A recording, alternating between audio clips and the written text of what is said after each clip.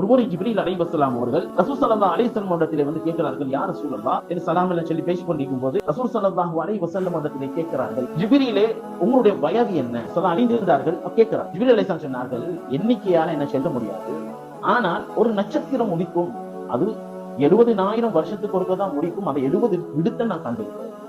அப்ப ரசூல் ஸல்லல்லாஹு அலைஹி வஸல்லம் சொன்னார்கள், அந்த நட்சத்திரம் நான் தான், அந்த நட்சத்திரம் நான் தான். ரசூல் ஸல்லல்லாஹு அலைஹி வஸல்லம் சொன்னார்கள், ஆதம் அலைஹிஸ்ஸலாம் அவர்கள் உடம்புக்கும் மண்ணுக்கும் இடையிலே அவர் இருக்கும்போது, ரூஹுக்கும் மண்ணுக்கும் இடையிலே இருக்கும்போது, அவர்கள் அந்த நிலைமையிலே இருக்கும்போது நான் நபியாக இருந்தேன் என்று சொல்வார்கள். ரசூல் ஸல்லல்லாஹு அலைஹி வஸல்லம் அந்த நூரை ஹகீகத்தை முஹம்மதியாவை சொல்லும்போது அவருடைய படைகோலம் எப்படியெல்லாம் ஏற்பட்டது என்பதை விவரிக்கும் போது இமாம்கள் சொல்லி தருவார்கள். முதலாக அல்லாஹ் படைத்தது என்னுடைய நபியுடைய நூரைத்தான் படைத்தது என்பதை அல்லாஹ் சொன்னதாக இன்னும் ஹதீஸ் ஷரீஃபிலே ஜாபீர் ரலியல்லாஹு அன்ஹு அறிவிக்கக்கூடிய ஹதீஸ்களிலே இன்னும் எத்தனை ஹதீஸ்களில் சொல்லப்படுகிறது, அல்லாஹ் அந்த நபிகள் நாயகம் ஸல்லல்லாஹு அலைஹி வஸல்லம் நூரைத்தான் ஆரம்பமாக படைத்தது, அதுக்கு பின்னால் தான் அரிசி குர்சி நீர் எல்லாரையும் படைத்தது என்பதை அந்த ஹதீஸ் ஷரீஃபின் மூலமாக விவரிக்கின்றார்கள். அந்த அடிப்படையிலே இமாம் ரியாத் ரலியல்லாஹு அன்ஹு சொல்வார்கள், அல்லாஹு நூறு ஸமாவாத்தி என்ற அந்த ஆயத்துக்கு விளக்கம் சொல்லும் போது அவர்கள் சொல்வார்கள், முதலாவது நூறு அல்லாஹ் கமஸ்ரி நூரிஹி என்று சொல்லக்கூடிய இரண்டாவது ஒரு நூறு முஹம்மது ஸல்லல்லாஹு அலைஹி வஸல்லம் நூறு தான் என்பதை அவர்கள் சொல்லித் தருவார்கள்.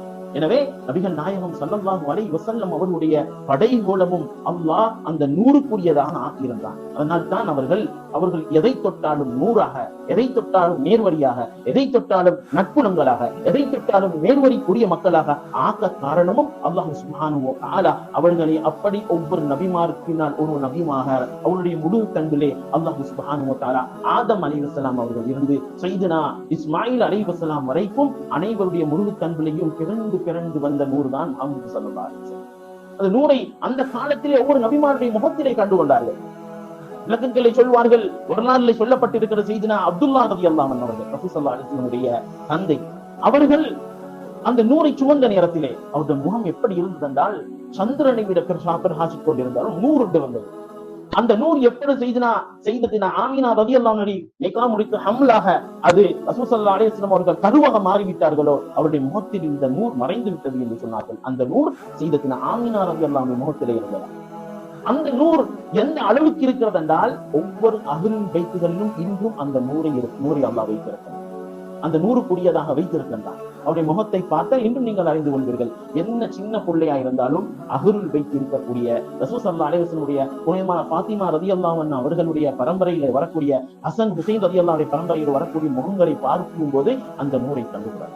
அந்த நூர் அவ்வளவு விசேஷத்துக்குரிய நூர். அது இம்மையிலும் விளங்கும்.